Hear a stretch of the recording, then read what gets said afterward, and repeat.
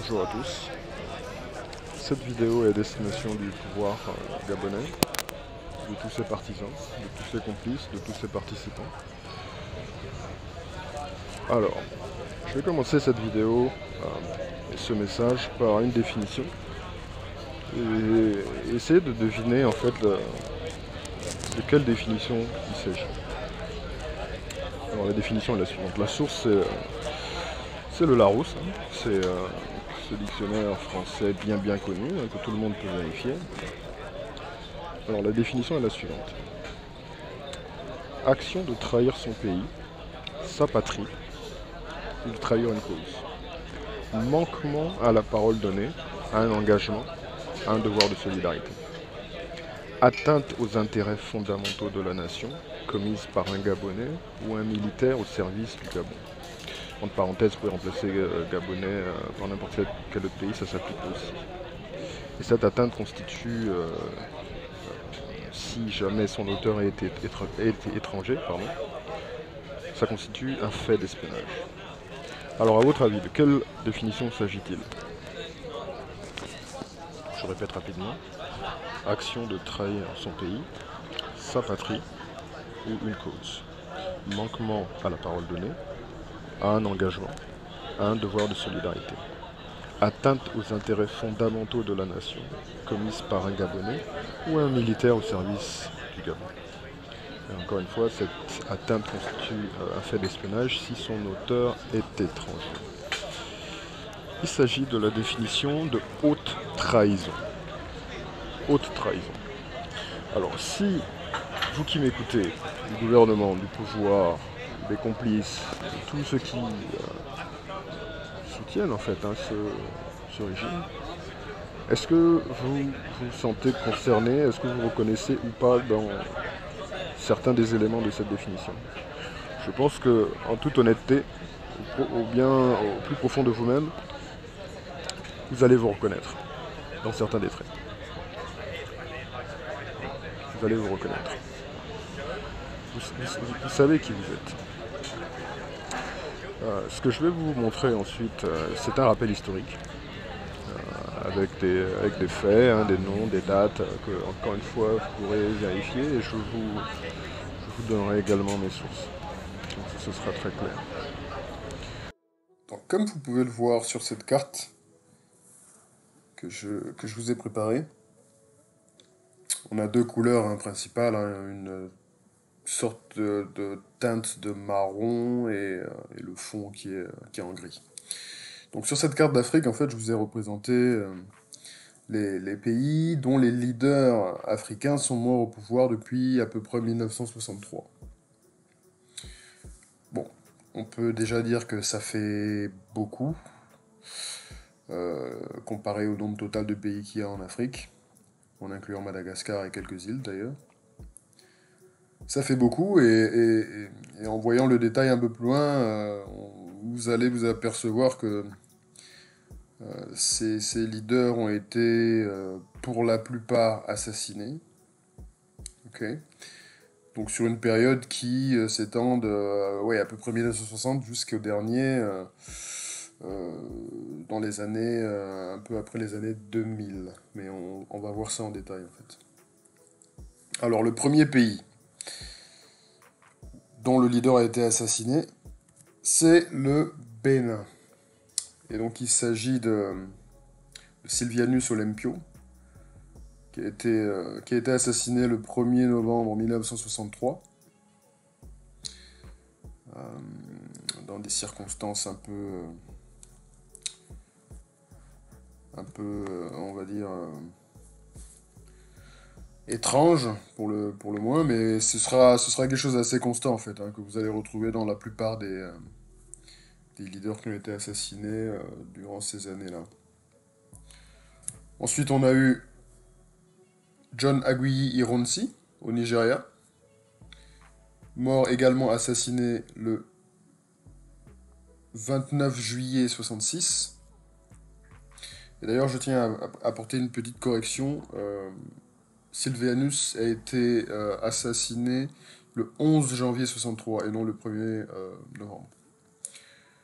Donc le 11 janvier 63 pour pour Sylvanus Olympio au Bénin, et pour John Agui Ironsi, le 29 juillet 66, qui a été également assassiné.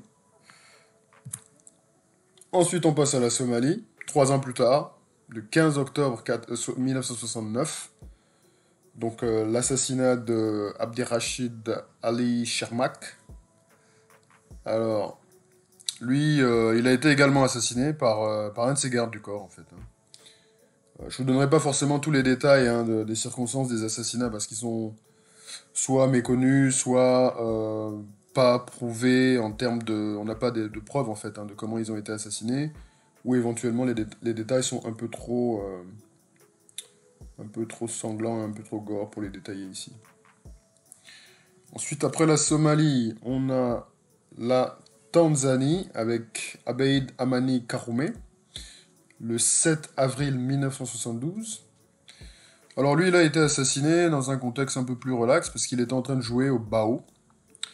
Et les 4 personnes armées sont arrivées au lieu où il était, et l'ont abattu. Donc ça, c'était pour la Tanzanie. Ensuite, on passe à Madagascar, où le 11 février 1975, Richard Ratsimandraya a été assassiné à son tour. Donc on a commencé en 63 et on est déjà en 75, donc ça te fait 12 ans plus tard, et comme vous pouvez le voir, ça s'est enchaîné quasiment toutes les décennies en fait, pour sûr. Après Madagascar, on a le Tchad, avec François Ngarta Tambalbaye, qui a été assassiné le 13 avril 1975. Donc la même année qu'à Madagascar.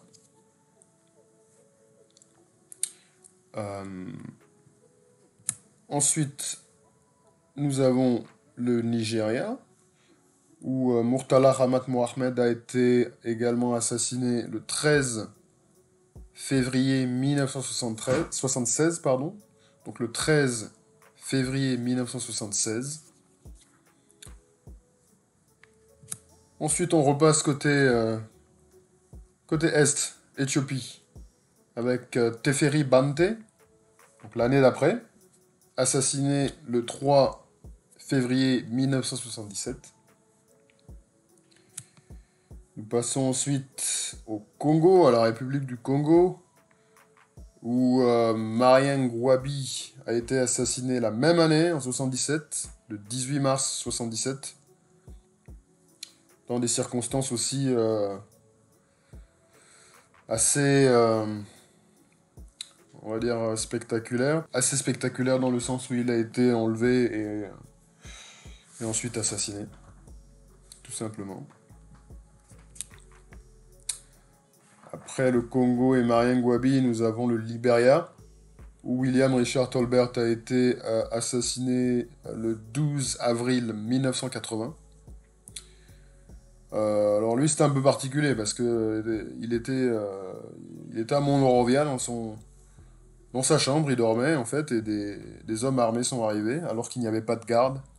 Ils sont montés dans sa chambre et ils l'ont abattu. Il a d'ailleurs été défenestré ce jour-là. Éventré dans sa chambre et défenestré, pour être plus précis.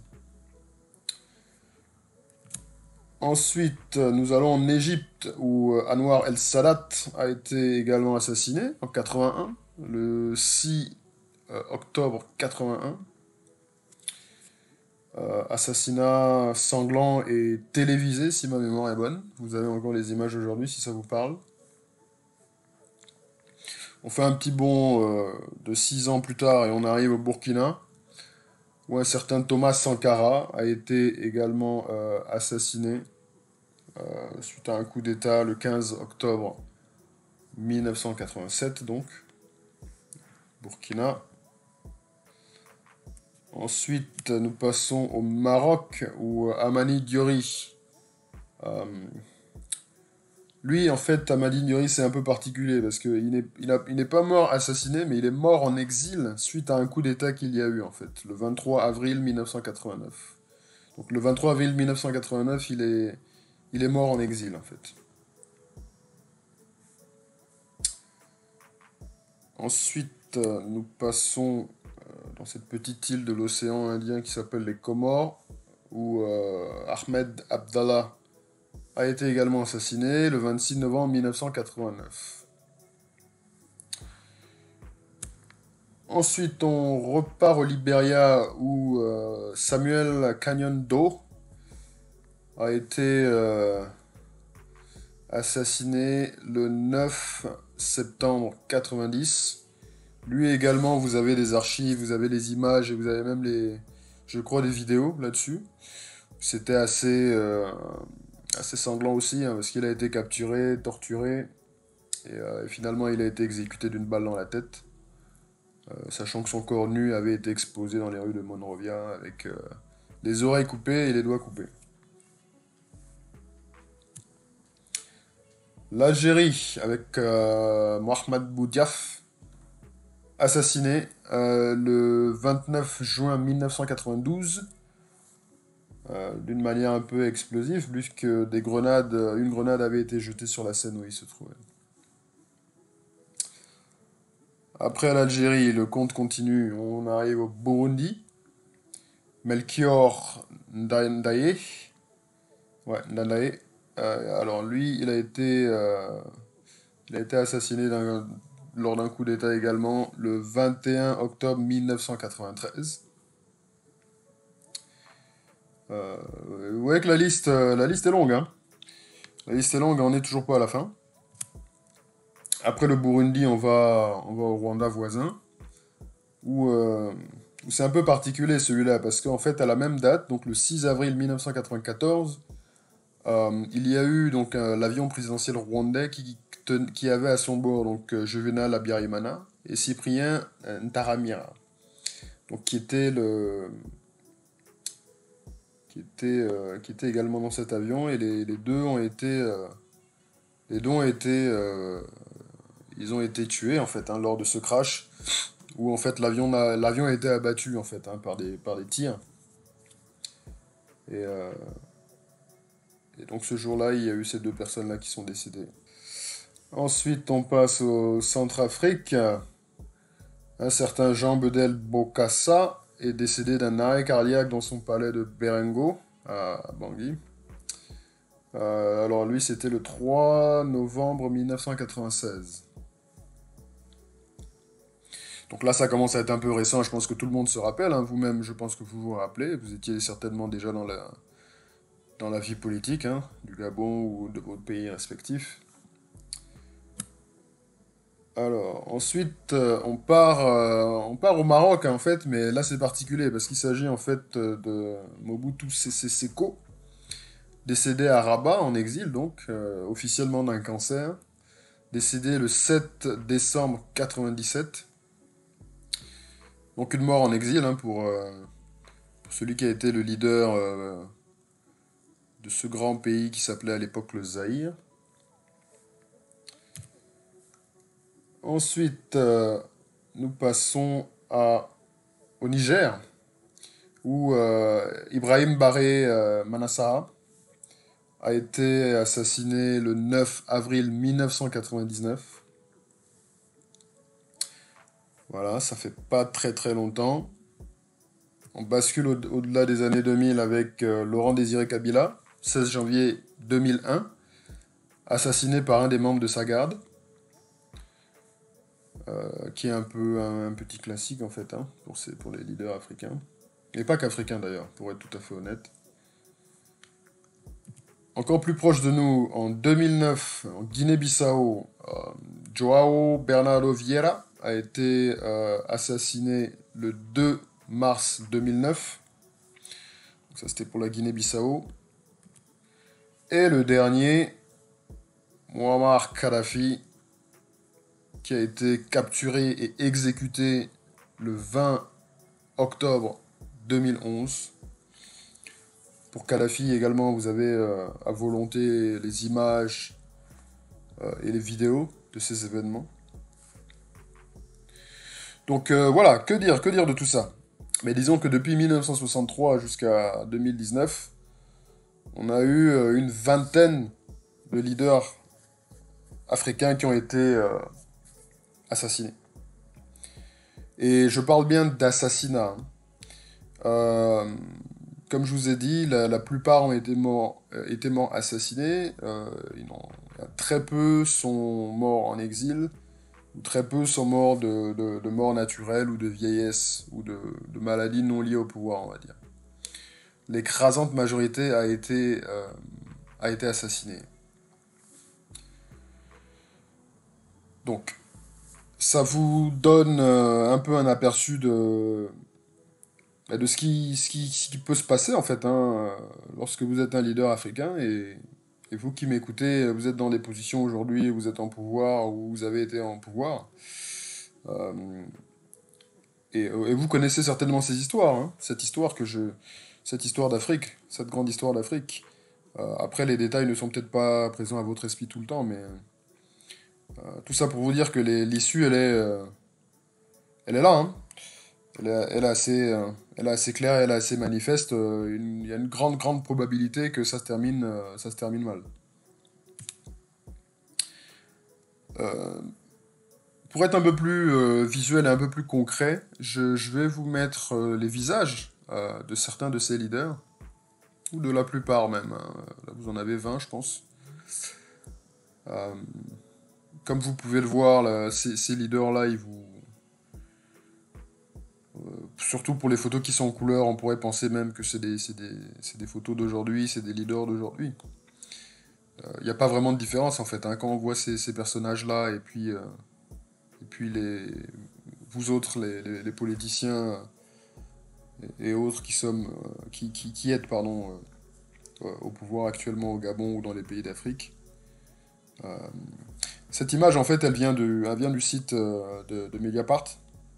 Donc c'est même pas moi qui ai fait ce montage, hein, ça vient directement de Mediapart. Donc Mediapart qui est un média français, donc qui parle des assassinats qui ont été commandités directement par la France. Donc toutes les sources sont sur leur site, vous pouvez aller vérifier. Et eux-mêmes ont mis au suivant 3 points de suspension. C'est pas l'Afrique, hein, c'est pas un Africain qui a écrit ça, c'est pas un Africain qui a fait ce montage et qui a suggéré qu'il y aurait nécessairement des suivants.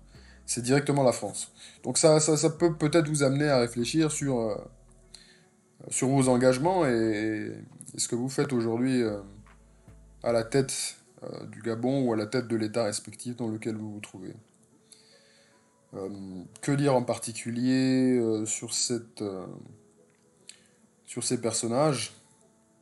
On s'aperçoit qu'il n'y a pas de femmes.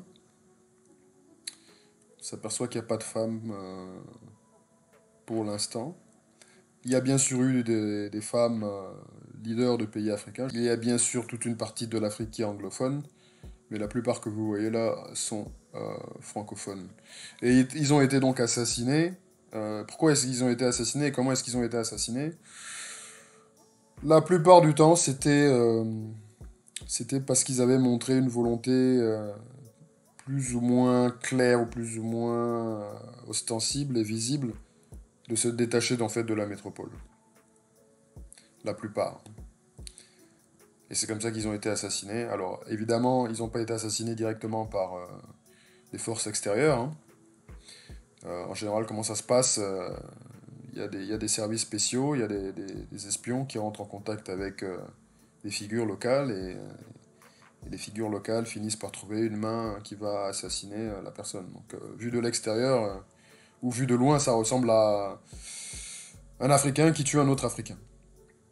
Alors que quand on gratte un peu plus, on s'aperçoit que c'est un peu plus compliqué que ça. C'est d'ailleurs peut-être pour ça que les leaders africains aujourd'hui, je pense notamment au Gabon, ils sont entourés la plupart du temps d'étrangers et non de Gabonais. Peut-être parce qu'ils ont en tête cette histoire et parce ils n'ont pas assez confiance à leurs compatriotes. Et ils se disent qu'ils seront mieux entourés et protégés par des étrangers parce que c'est plus compliqué pour un étranger de tuer un Gabonais, par exemple, visiblement. Donc voilà ce que j'avais à dire en fait sur ce rappel historique qui est assez sanglant et qui n'est même pas exhaustif, hein. Là c'est vraiment une partie de ce qui s'est passé sur le continent, hein, mais tout le monde sait que l'Afrique a été et est toujours depuis des décennies le théâtre de coups sanglants et de règlements de comptes divers et variés.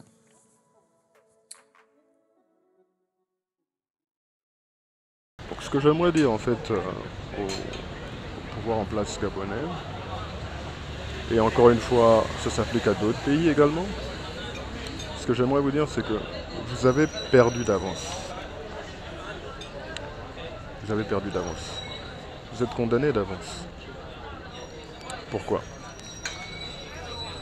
Parce que c'est c'est un chemin que vous avez pris depuis, pour certains, quelques jours, quelques semaines, quelques mois, quelques années, quelques décennies. Vous avez perdu d'avance parce qu'en fait, en face de vous, vous n'imaginez pas le nombre de personnes qui sont en train de vous combattre. Vous n'imaginez pas.